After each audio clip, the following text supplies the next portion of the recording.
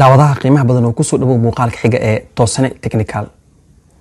Application-ka Telegram waa uu ka mug weyn yahay kana faa'iido badan yahay application-ka WhatsApp-ka.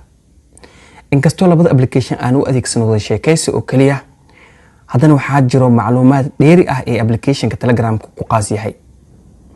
Waxaa ka mid ah sida inaad ku diri karto muuqaal hal saac ka badan, sida in aad sameyn karto wax loo yaqaan voice chat, sida in aad asmeey karto wax loo yaqaan quiz bot iyo wixii la midka ah. Muuqaalkan waxaan rabaa inaan diiradda ku saaro mid ka mid ah faa'iidooyinka hadda idin soo sheegay oo ah quiz bot. Waa maxay quiz bot? Quiz bot waa inaad diyaariso imtixaan saarkal ah ama goobagelis ah ama imtixaan multiple choice ah aad wax dooranayso ka oo aad imtixaan ugu qaadayso dadka aad online wax ku barto. Haddii Telegramka aad arday ku hayso ama wax aad ku barto, waxaa sameyn kartaa inaad imtixaankooda u sameyso qaab multiple choice ah ama doorasho ah, sidaan aad ugu dirto groupka, sidaan ay ugu shaqeeyaan. Haddii jawaabta saxda ee doortaana buundooyinkooda ay helaan, haddii kalena markaasi qalad laga saaro su'aalaha haddii khaldaan. Quiz bot ayaana kuu fududeynayo application kale adoo la soo degin isla Telegramka dhexdiisa ayaad ka diyaarinaysaa. Qodobkan wuxuu muhiim u yahay macallimiinta online-ka wax ku bixiyo iyo qof walba oo rabo inuu ku tijaabiyo dad asaga uusan la joogin ama rabo in imtixaan inuu ka qaado. Haddii aad daneynayso muuqaalkan adigaan ku duubay dabash wacan.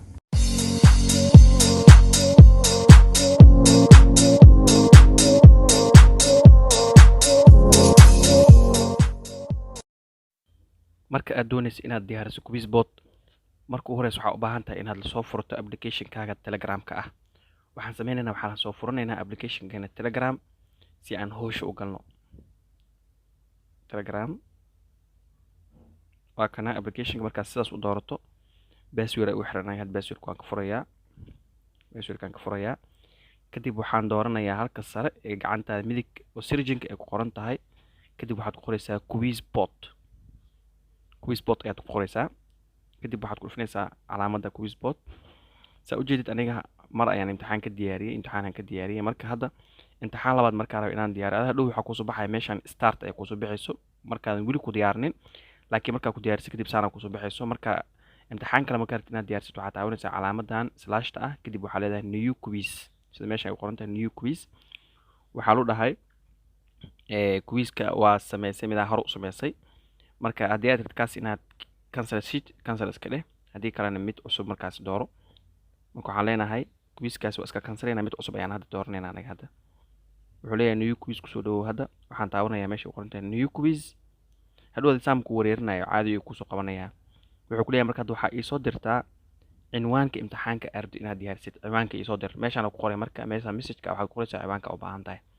tusaale aniga hadda ciwaanka aan u baahanahay imtixaankeyga waa tijaabo guud aan qoraa. kadib waxaan leeyahay send. wuxuu leeyahay haddii lacala imtixaanka uu leeyahay description ka soo dir. haddii kale waxaad dhihi kartaa meesha ay qoran tahay escape. description-ka tusaale waxaan leeyahay imtixaanka tusaale oo kale waxaa dadka u talagashay ayaa markaa sheegaysaa. tusaale waxaan leeyahay waxaa loogu talagalay imtixaankan aan leeyahay ardada fasalka koowaad camal aan ku qorayaa description-keyga.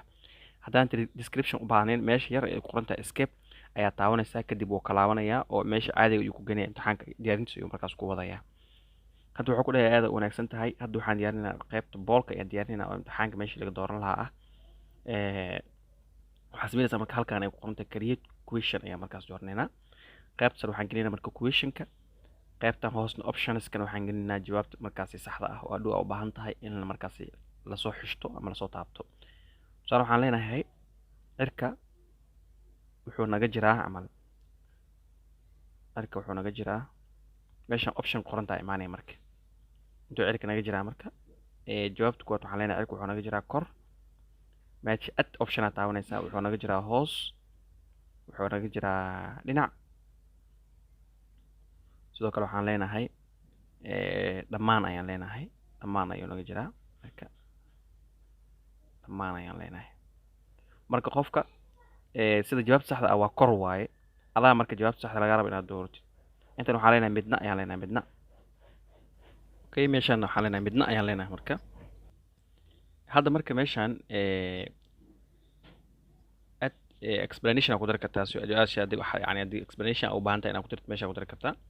laakiin meesha waxaan leenahay kor ayaa markaas dooranayna waa jawaabta saxda ah qofka dhow kor marka doorto sax ay noqonaysaa intaan kala doorto qalad ay noqonaysaa gacantaada midig meesha sare waxaa leedahay create sidaan ayuu dhulka soo baxaa marka wuxuu ku dhahay marka waa samaysay tijaabo su-aasha koowaad samaysay haddii wax qalad ay jiraan undo ayaa dhihi kartaa oo waad kalaaban kartaa oo waa sixi kartaa haddii kale hore u soco ayuu ku leeyahay dhan dheh oo aad dhamaysatay laakiin meesha kale anaga waxaan leenahay oo questionka kale hoosan taabanayna create question kale aan abuuranaynaa marka inta marka su-aalaha u baahan tahay markaad tan samaysid markaad dhahdid okay questionka waa abuuraysaa haddana okay markaad questionka waa abuuraysaa waxaa leenahay tusaale kale sanadka waxaa ku jiraan leenahay 15 bilood meeshaan waxaa leenahay 16 bilood 20 bilood sidoo kale 12 bilood waa jawaabta saxda ah 12 bilood sanadkii 12 bilood oo ku jirto waxaan leenahay marka midna intaan dhan maba ahba dhammaan ayaan leenahay haddana hadba marka imtixaanka saa aday urta u diyaarsanaysaa hadba qaabka urta diyaarsanaysaa okay intaa kadib marka waxaan sameynaynaa halka waxaan dooranay marka jawaabta saxda ah haddaa waxba doornin create-kaas ma ogolaanayo jawaab sax waa inaad doortaa si create-ka active u noqdo kadib jawaab sax aan leenahay active saan nagu soo baxaya marka su-aasha kood marka la weydiiyo tan labaad saan nagu soo baxaysaa tan saddexaad marka halka xab saddexaad kale aan ku daraynaa kadib qodobyada kale aan galaynaa si imtixaanka uu u noqdo mid toosan oo aan arag karno oo yacni wax laga shaqayn karo soo u noqdo oo kale waxaan leenahay gaariga wuxuu leeyahay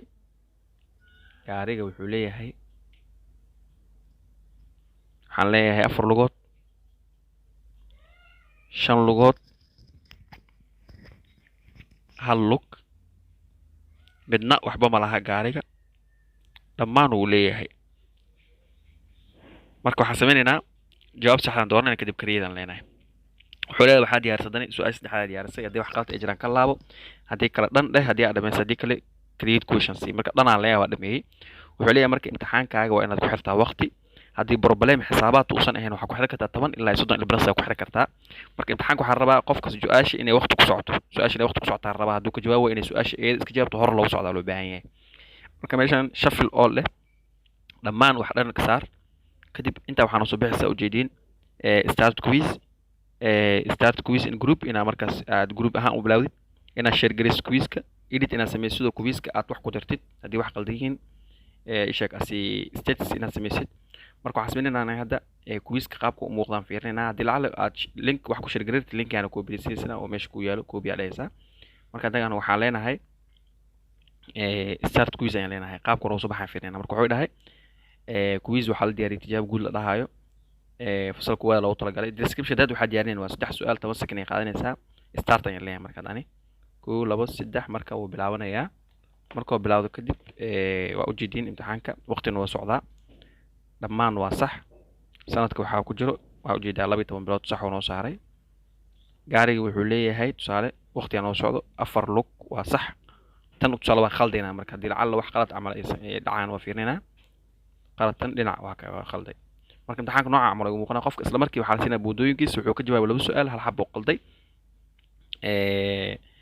sidoo kale 4 iyo waxay ku qaadatay 16.4 second ay ku qaadatay marka buundooyinkaasna meesha ayaa lagu siinaa marka waxaa sameyn kartaa inaad track kala sameysid waxaa sameyn kartaa group ku share gareey kartaa hadii group markaas aad u diyaarsan imtixaanka tusaale kale hadda soo qaaday qofkaana u share gareynaa linkiana u share gareynaa caadiga ah waa qof individual markaad u share gareys markaatid kadib waxaa la sandi aleeda caadi u diraysaa individualka marka tagtidna inaad group u share gareyso sidaas ayaa sameynaysaa marka share group aad leeyahay anaad group aan soo doortay individualka miga aqbalaya marka kuma haysin daawashadaada fadlan janaalka ku cusubta subscribe saar lana wadaag asxaabtada muuqaal ku share garee inta aan ku kulmayno muuqaalka xiga waxaa idinkaga tagay sida nabadgelyo wassalaamu calaykum waraxmatullahi wabarakaatuh